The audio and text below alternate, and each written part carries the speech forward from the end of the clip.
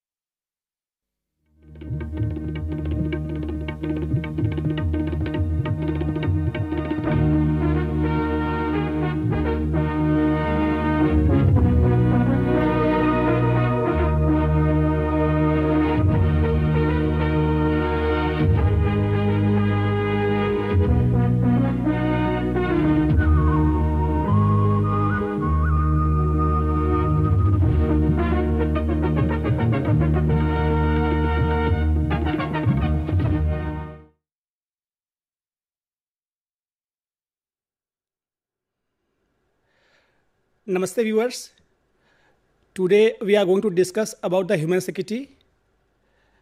It is relevant to our MGP 11, the course of modular programs in Gandhi EMPC studies. At the same time, it is very much relevant to political science, international relations, sustainable development, environmental science, and some other disciplines of social sciences as well. Human security become popular after 1990s when it was discussed in UNDP report of 1994. Maheep, the theoretician, he discussed about the human security with the different aspects.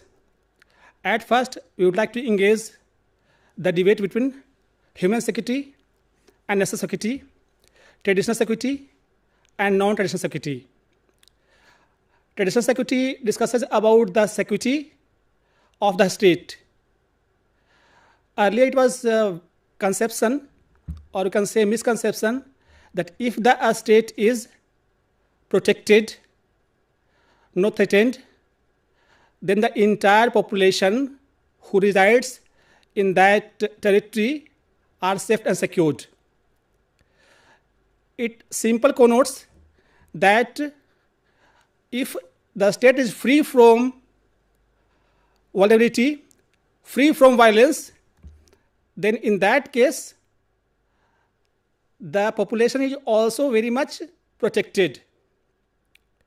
When we try to understand comprehensively, we find that this is not the real situation. State may be protected by our military arsenals, personnels, from the different type of vulnerabilities like terrorism, like intruders, or the antagonistic and antagonistic countries on our borders.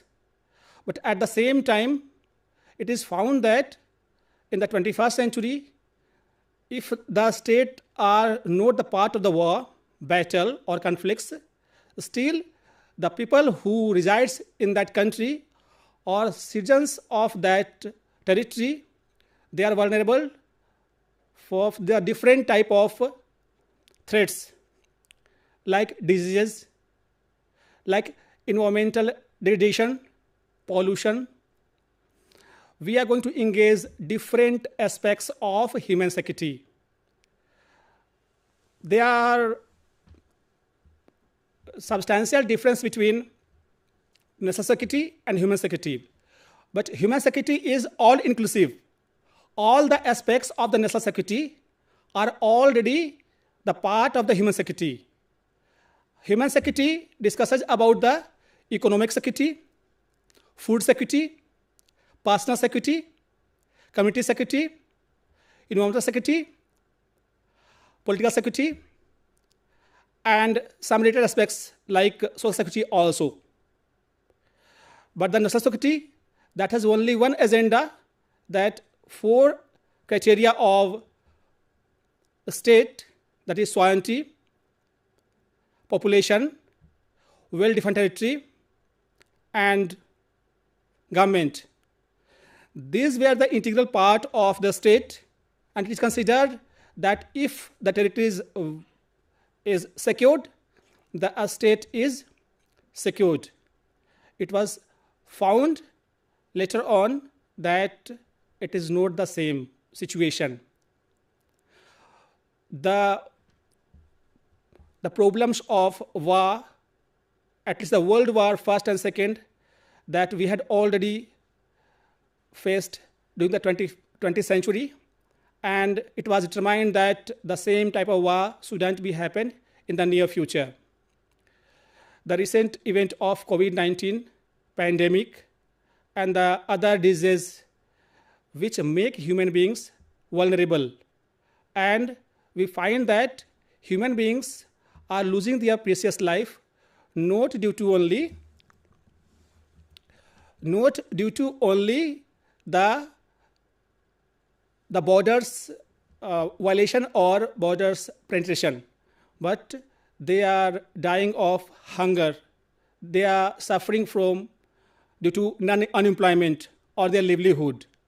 So in the long run, it is found that humans should be secured only or realize their life when they are free from wants, free from fear, free from indignity. Free from want means human beings have enough affordability that one can individually purchase and survive or lead a dignified life.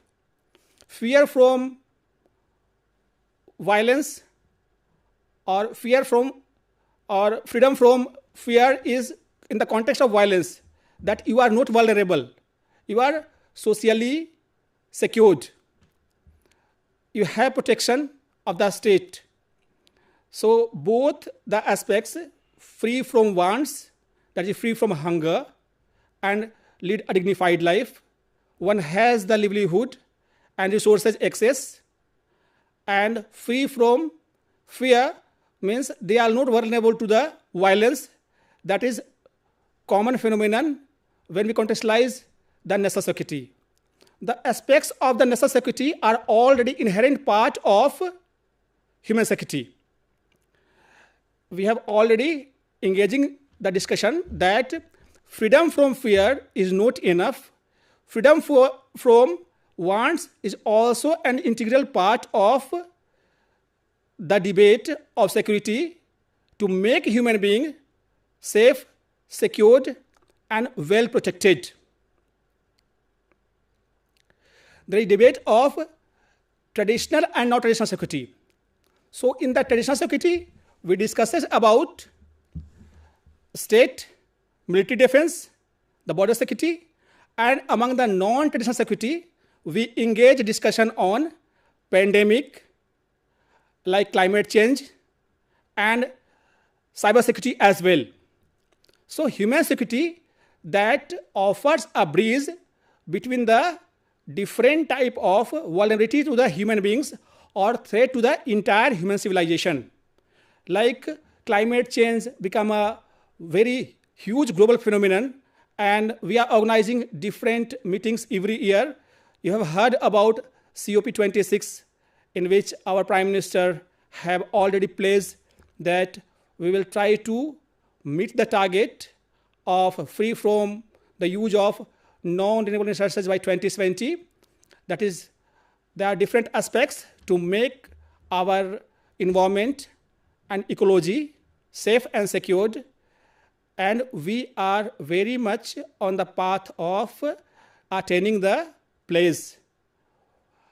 There is a problem of climate change that is due to different type of human-centric or human-created vulnerabilities, like the rise in the temperature, greenhouse effect, overexploitation of resources, that make the human being vulnerable. There is a very delicate balance due to which our planet Earth and the survival of the human beings and the other organisms possible on the planet Earth, the holy Earth. So to maintain the gender balance, it is important to meet the challenges, and we keep in mind that whatever the resources we have access, we have to return intact to the coming generation. So we are not offering them, the generation next, our resources, but we have borrowed from them and we are utilizing it. So we have to utilize as sparingly as possible, and it should be utilized, not should be overexploited. There is a substantial gap in thought and approach also. We can find that the developed countries, especially the Europe or the country of the West, US, they usually are responsible for climate change in a great way. You can find that all the type of industries, factories, they are in the global south, in South America, African countries, and they are vulnerable also. If you approach through the different type of perspectives, like Amartya Sen, our own Nobel laureate, he discussed about the capability approach, that human being or personally every citizen of a particular territory of the country, he or she has the access and offered the opportunity to attain the empowerment.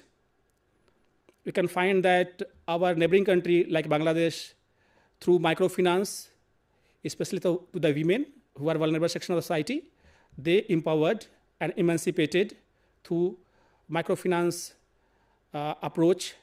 That is a part of, very much part of human security, as our Millennium Development Goal, that is MDG and Sustainable Development Goal, both are very much integral part of human development, human security, and human rights. You can find that the concept of human rights and human development both are very much converging with the concept of human security as well. In fact, human security, it is all inclusive. It is interdisciplinary and linked security, development, and rights. It addresses the root causes of insecurity, like if a human being has the excess of resources, has the affordability, he can manage his self-reliant approach, and through human security approach, he or she can be emancipated, empowered. In the similar fashion, we can find that human security is very much inclusive. It is above and across the gender, ethnicity, and the social status, and accessible to all the human beings across the world. So this concept evolved in 1994 through UNDP report of human development, and the pioneering human security was discussed at length in that report that was adopted in the United Nations developmental attempts and endeavors. It is mainly focused on the environment and health security. At the same time, recent development of cyber security as well. Now we discuss about the pillars of the human security. As the pioneer of human security, Dr. Maheep, who came with this, propounded this human security concept and adopted by the UNDP report in 1994, he started engaging economic security, food security, health security, environmental security, political security, and some different aspects which are very much indistinguishable part of development for the human being. So we will discuss one by one all the aspects. First, we will engage the discussion on economic security. Economic security discusses about the human being should be well off and he or she can access to the resources he has a affordability that whatever need, requirements of his day-to-day life, lead a dignified life, he or she can earn. So it assured one person, his or her affordability and source of income that is only guaranteed through employment. So the first criteria for a human being to be secured that he or she has the economic access, he should be financially well off. Otherwise, the state has responsibility, and in the some way, sometimes non-state actors, they also play a very crucial role, like regional organizations, they play, and sometimes local bodies also, through the different programs and the policies of the government, they are promulgated, implemented in the different parts of the world. Like in India, we have lucrative programs like Jan Dhan Yojana, like Mandega project, to empower the people of the grassroots who don't have the accessibility. Or some states, they follow guaranteed job scheme for all the adults, assure them. So economic security very much part and parcel of this approach. There is a perspective to empower through microfinance initiative also, that is very much popular in Bangladesh. It happened that the vulnerable society of the people, like women, children, old age persons, they are in debt and they don't have initial money, at least affordable minimum supporting price he or she doesn't afford. So the state or the NGO, they offer some minimum amount on very much minuscule or low interest rate, and they manage to go for self-help group, sometime sewing machine, sometime they go for some small core jobs, and they engage themselves. First, they are made debt-free from their mahajans, and they are make self-sustained. Through self-sustained and self-reliant, like these women and old age person, and sometimes even children also, they are set free. And the responsible person of the family, they are given the loan at very low rate. In the case of either it is Bangladesh or Bahrain, it is considered that women are better person who can handle the microfinance, because the female, they are investors, and it is found that they invest to emancipate the situation of their family. They invest in the children education or the health or the better livelihood. In the contrasting says, the male usually at the rock bottom or the vulnerable sections, they spend the money on extravagance.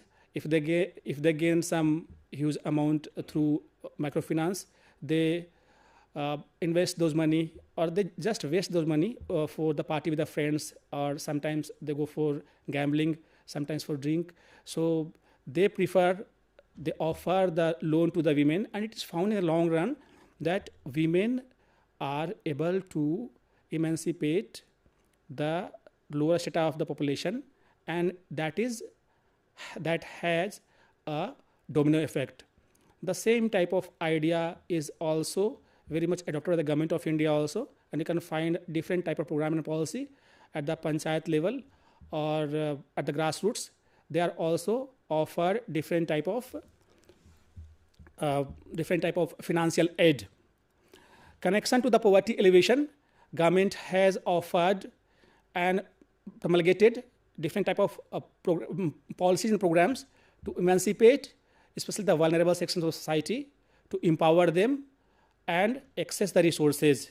At the same time, they are facing the challenges like economic inequality, and you can find that economic disparity or inequality, it is a very much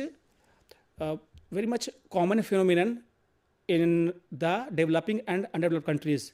especially the country of the Afro-Asian or Global South.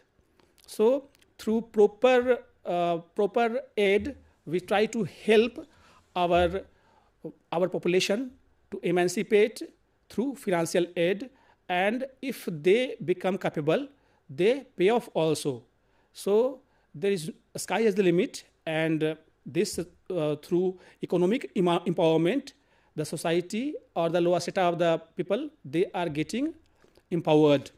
Second one, very much important, is food security, and different organizations, they are engaged in making the country, their own country, or in some cases the entire world, hunger free.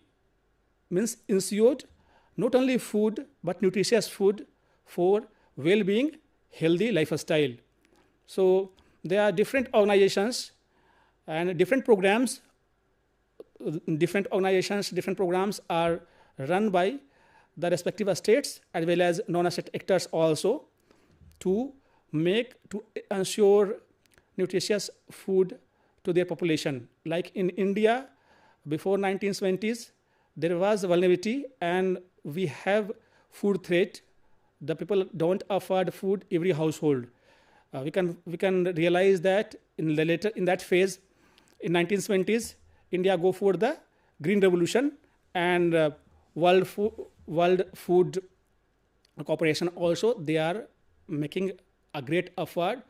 And in the present time, it is found that the impact of different food access for the entire world, there are different programs are running to make the population free from hunger.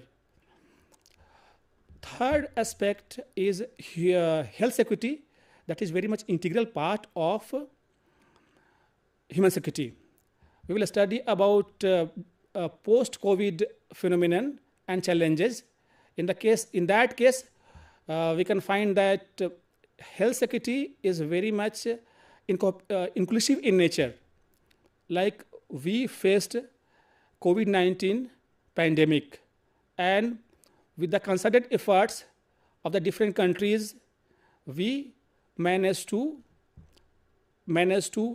save our life, and as much citizen as possible through vaccination. And India also through Vaccine Maitri movement try to share and try to distribute at the gesture of a friend different countries through its vaccine. India among the first countries which make the vaccines, and vaccine was shared to the different countries, especially the African countries, South American countries, and our vaccine was exported to all the near dear friendly countries. Even if in the need, all the neighbors, they got our vaccine, and our vaccine Maitri diplomacy was a great success in the endeavor to save the precious lives of human beings in the entire world. So excess disparities between the developing and developing nations is a cause of the health security. You can find that many of the countries, they are very much suffering and facing the problem of health-related diseases. We have some more aspects of the human security that we will discuss, like environmental security, political security. We are taking a break of a few minutes. We'll join soon. Thank you.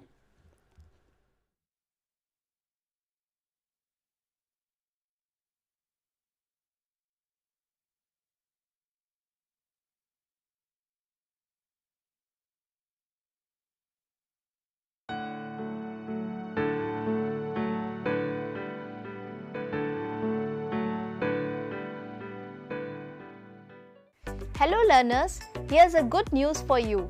Indira Gandhi National Open University is offering an MSc program in Geography in ODL system. So let us have a look at the salient features of this program.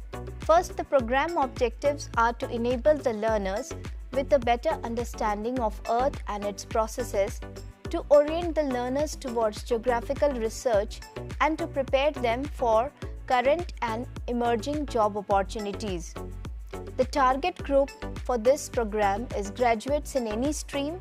We have kept the eligibility as graduates in any stream depending on the interdisciplinary nature of the subject. So many school teachers who are looking for career advancement can be benefited from this program. The defense and paramilitary personnel, administrators, policymakers, persons working in NGO and developmental sectors would also be benefited by this program. So, eligibility of this program is graduates in any stream. Medium of instruction is English, so the learners need to give the exam also in English. As of now, minimum duration of the program is 2 years, maximum duration is 4 years. Program fee is Rs 14,000 per annum. That brings a total program fee of Rs 28,000 for the entire program. Total credits is 80. An exam would be annual for the first 2 semesters, and then the learners can give the exam semester wise. There are 13 core theory courses which are compulsory worth 48 credits. 5 are core and compulsory lab courses worth 20 credits. The project or dissertation is of 8 credits, and 1 credit is equal to 30 hours of self-study in ODL system. There are 3 elective courses. The learners can choose any 1 course from 3 elective courses. Each course is of 4 credits. Now, coming on to the job prospects. The job prospects can be widespread. It can help in teaching and research, cartography, mapping, urban and regional planning, population and demographic studies, natural resource management, environmental management and sustainability, geospatial analysis, GIS and remote sensing, tourism and recreational industries, administration and marketing, disaster management, transportation and logistic industries. So what are you waiting for? Go to the Samarth portal of IGNOU and take admissions as soon as possible. Alternatively, you can type on Google IGNOU admissions and you will be redirected to the Samarth portal of IGNOU, and go and register there and take admissions as soon as possible. In case of any query, you can write to us at satyaraj@ignou.ac.in. Happy learning!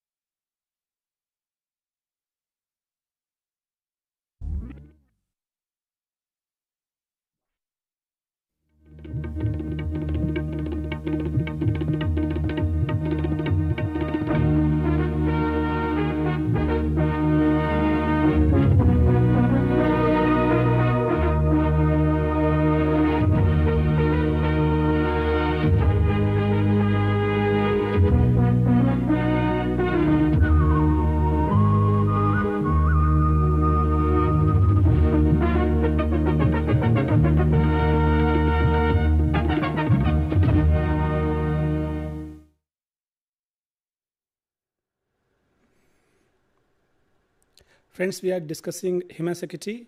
We have already discussed 3 aspects of the human security, that is economic security, food security, and health security. Now we'll discuss some more aspects like political security, environmental security, personal security, and community security. These are the 7 different pillars of human security that is enshrined in our UNDP report of 1994, from where this idea of human security was adopted. Before the human security, it's a phenomena of post-Cold War. The entire world considered that only national security is the enough for security. But we usually find that the human beings are vulnerable after securing the state also. There are so many states, they are already secured enough, protected enough through their military or combating the terrorists, but they are vulnerable through hunger, through unemployment,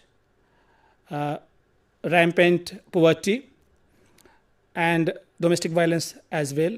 So we adopted more inclusive approach, that is human security, and now we discuss the environmental security. In the environmental security, there are two aspects. We will first address the climate crisis. The impact is rising sea levels, desertification, pollution, and we have adopted meeting for COP in the different parts of the world each year to alert our policymakers that we are very much vulnerable to the aspects of the human generated environmental degradation. So in this case, we can find that Gandhian approach is very much helpful to understand this aspect, because when Gandhi talks, he talks about the environment and ecology that must be adopted, and keeping in mind the next generation, that whatever resources we have, we borrowed from the next generation. So we always go for sustainable practices as well. And his yardstick of non-violence, self-reliance, and moral values are a very much integral part of his approach towards sustainable development. So many of the ideas of the Sustainable Development Goal or the Millennium Development Goals, they are adopted from the Gandhi's principles, and Gandhi adopted them from our age-old Indic values. Gandhi talks about the village as the core of social stability. Every village should be self-sustained. They should not depend on the other sources. The village should be self-reliant and self-dependent. He talks about the sustainable practices through non-violence, and he tried to make it contextual, relevant, and should be adopted by all the human beings. So through his approach, we can find that we can go for environmental, we can face the problems what we are facing right now. We can manage that challenges very much strongly. So the impact of rising sea level that make many countries vulnerable, they can be drawn in seas or oceans, and many artificially human created problems like desertification, pollutions are the part of environmental degradation that is humans' creation, that human make the entire environment very much vulnerable, and we are susceptible to making the world, this earth, more vulnerable and susceptible to not habitable by human beings anymore. So through sustainable approach and practices, we can make our environment and the relation between human beings and environment, that is ecology, that should be also balanced to make this entire gamut pollution free, sustainable, and we can at least change, we can't reverse, but we can change the practice of going at the rampant speed of the climate change also. That is discussed in the different COP meetings, like during the Paris Agreement in into COP26, and India adopted Panchamrit, that is very much part and parcel of COP26. Our Prime Minister Modi, he took the place of net zero target by 2020, increasing renewable energy capacity, and he emphasizes the reduction of carbon intensity by 45% by 2030. And it is found that we have realized this reduction of carbon intensity in advance we are going to meet by 27. We have many important aspects, and you are well aware about our hosting of G20 in 2023, in which we have different type of sustainable goal. We have different meetings also. More than 210 meetings happened in India, and environmental security was integral part of our G20 aims, and India became leader of International Solar Alliance key initiatives, and many countries, India going with memorandum of understanding, and they all very much part and parcel of that our Solar Alliance, International Solar Alliance Committee. We are facing ecological problems and environmental threat through pollution of the different nature like air, water, and soil contamination, desertification, that is arable land, overuse of urea and compost, they make them barren, and the arable land they become desert. We are degrading our resources also through our exploitation, and we know that our next generation, we have borrowed it. We should make it use in such a manner, such a healthy practice, that we can offer the next generation, coming generation, in such a manner that they can also use these resources amicably. The next aspects of the human security, we discuss about political security. We have two types of human political security. First one, everyone can cast their vote, one who is eligible, and contest the election also. Whichever territory they belongs, if it's a democratic pattern of the governance, so they have the two pattern of two types of human rights, political rights of the human security. That is to cast the vote, to franchise, and second one is one can contest the election as well. They are the most important part of the political security. In the same manner, you can find in the entire world there are some countries, they don't have a democratic pattern of the governance, or rampant corruption, despotic rule, some monocratic also.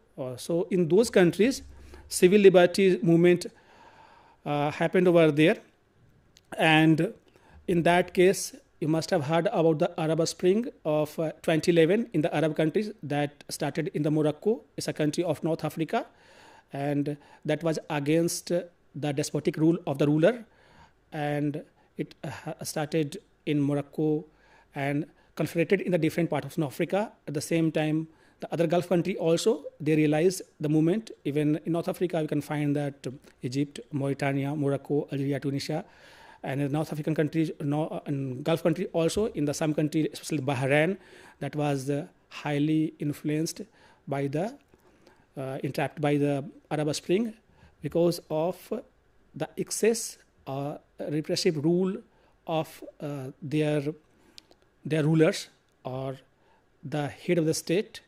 So political security ensures the access of the human beings, their resources, at the same time their political rights to contest the election in the democratic pattern of governance and cast their vote to elect the leader of their choice. Next is human security and human rights. These both the concepts, they are overlapping, because for the human rights we find that one can lead only dignified life only when one has privilege of different types of human rights. So the core principles of this human security and the human rights is the dignified life, and that is also always attained through the freedom of the access and enjoy their human rights. So they overlap in the human security aspects also.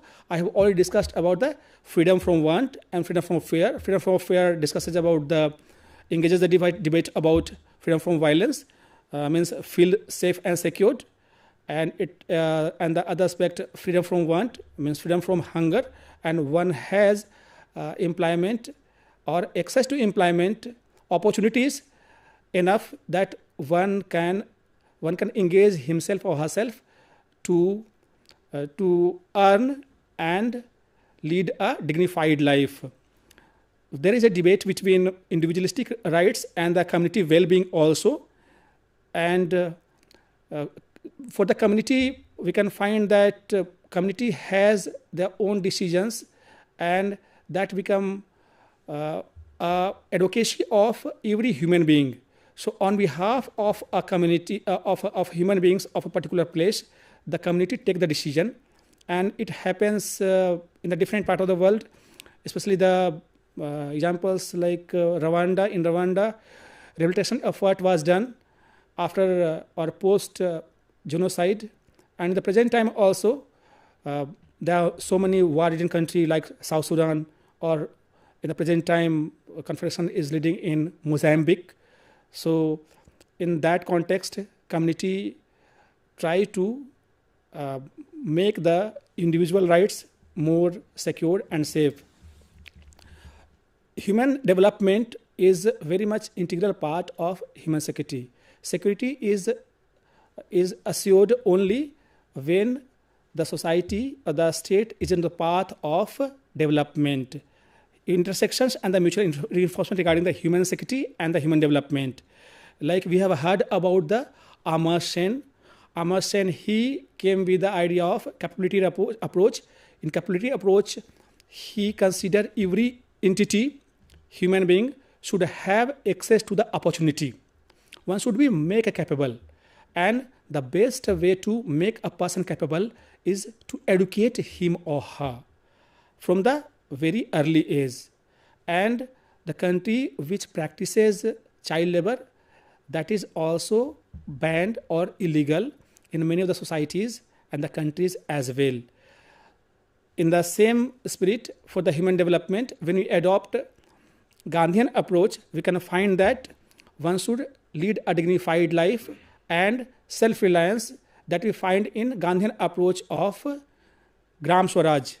Gandhi's principles like Satya, truth, Ahimsa, non-violence, Swaraj, self-rule, Swadeshi, that was a part of a slogan of Make India Free from British Goods, and trusteeship, in which Gandhi talks about if you have enough than your consumption, you should try to share with the others or the person who needs them.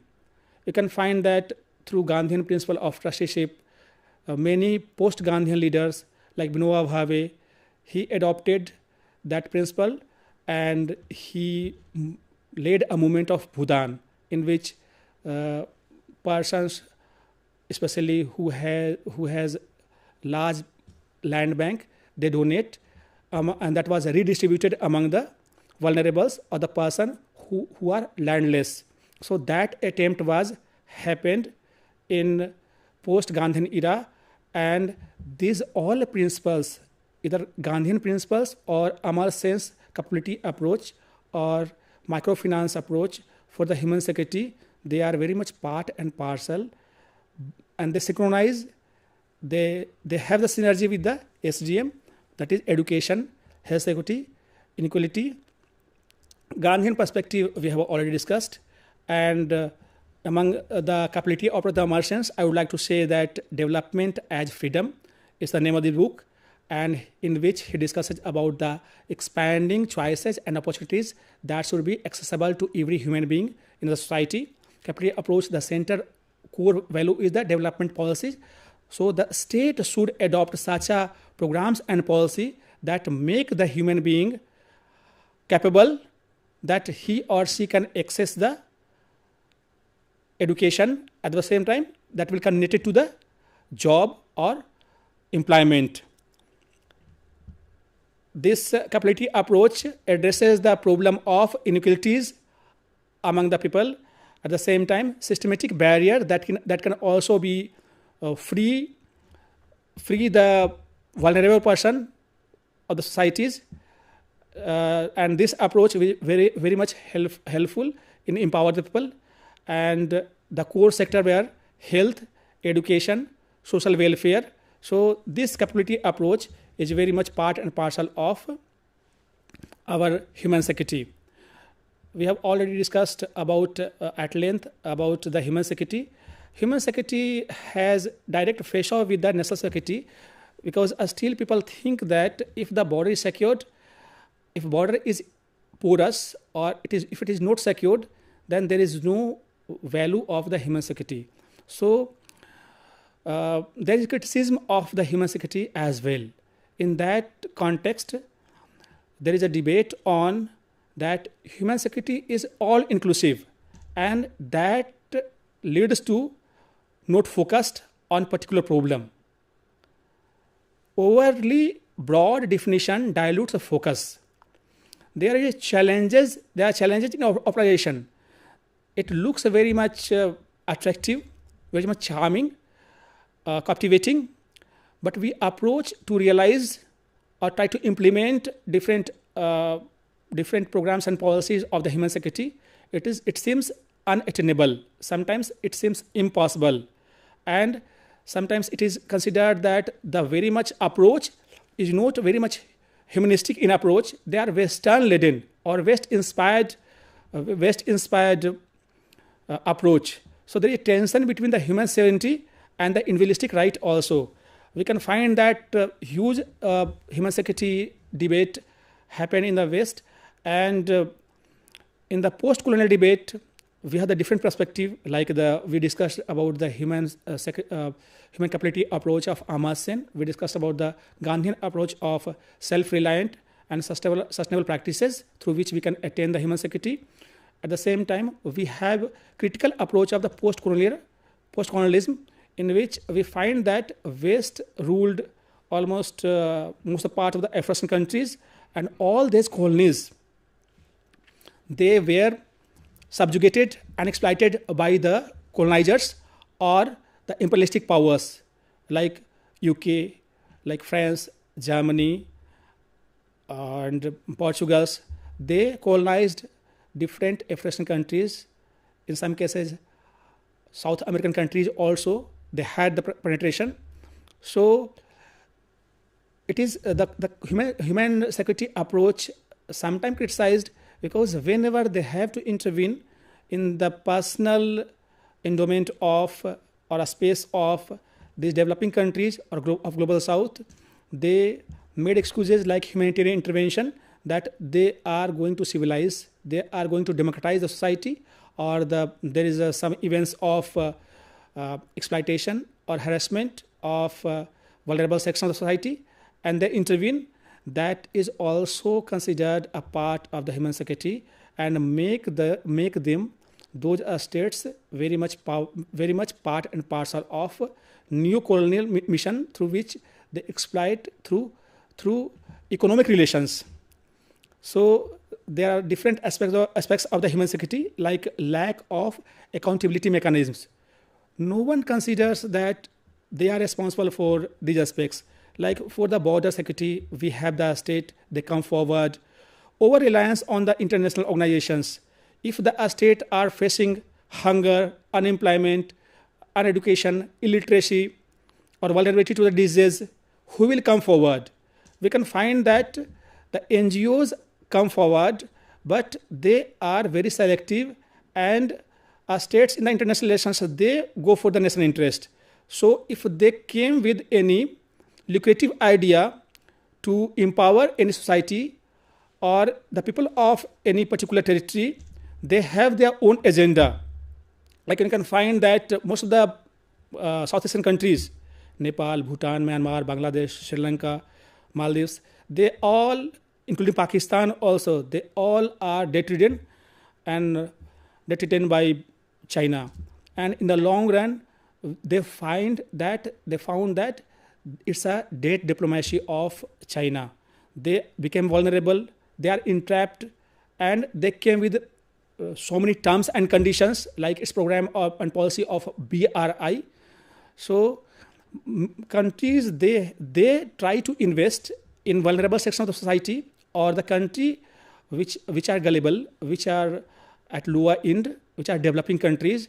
They help through aids, but in the long run, they not only exploit, but they come the terms and conditions and make them more susceptible, more vulnerable, and they try to exploit the resources and make them more dependent. So over-reliance on the international organizations and the states' critique of the Western-centric approach, they are the part and parcel of the criticism of human security, like complexity in the measuring outcomes and the impacts. When we try to measure the outcomes of China investment in almost all the South Asian countries and African countries also, you can find that ultimately the result is the main beneficiary is Chinese companies, Chinese industrialists, and the profit is siphoned off the country who invest. They came with the idea of humanitarian aid, but in the long run, the country became dependent. They are vulnerable, and that is the result which is very much disturbing for the country or the vulnerable part of the world, especially the African country, undeveloped countries like the country of Southern Africa, like the country of our South Asia also, and some countries which are dependent on the resources, they are dependent on aid. So through national interest, some countries take interest in helping through human aid, but in long run, they make them dependent and they make them entrapped. So this is not fair. Human beings should be set free. They are free from the wants. They are free from the indignity. They are free from the fear. These are the basic principles to lead a dignified life in the human secured aspects. I would like to conclude that this human security, it's a holistic approach addressing interconnected challenges, challenge of economic disparity like joblessness or unemployment, personal challenges, environmental challenges, that is a global problem. The problem is not a part of a particular part of a world, but it's the global challenge, the problem of the entire world. And this human security has the potential to resolve the problem of human challenges. So it invites almost all the country that resolve the problems with the concerted efforts that we did during our COVID-19, that the scientists of the entire globe, they took part and they developed the vaccine to curb the COVID-19. At the same time, after development of COVID-19 vaccine also, many countries like India, through vaccine mastery initiatives, shared and distributed vaccines, donated vaccines to vulnerable countries and affected countries, and make the entire world free from that virus in that point of time. It strengthens resilience at individual and the community level as well. It is very much helpful not only for the individuals. Many programs, they are running individually. They are helping personally, like microfinance, like many emancipatory and the empowering programs for the women, for the old age persons, or the minorities, or the vulnerable society. These programs are very much resilient because they are based on a strong foundation of human security. Human security, there is a strong fraternity, and it encourages all the human beings of the earth that with the concerted efforts, they make this world more peace-loving or more prosperous. That is only possible with a humanitarian approach, and that has pillars or the foundations in the core values of the human security. It is aligned with the aspirations and inclusivity of the development. This idea of human security, in which we incorporate all the type of threats, and we try to resolve all the challenges of vulnerability of human beings through concerted efforts. We have already earmarked the different aspects of the human security, that economic, political, personal, environmental, and through personal concerted efforts of all the countries, we can attain peace, sanity, and the harmony in the entire world with this great approach. Thank you so much.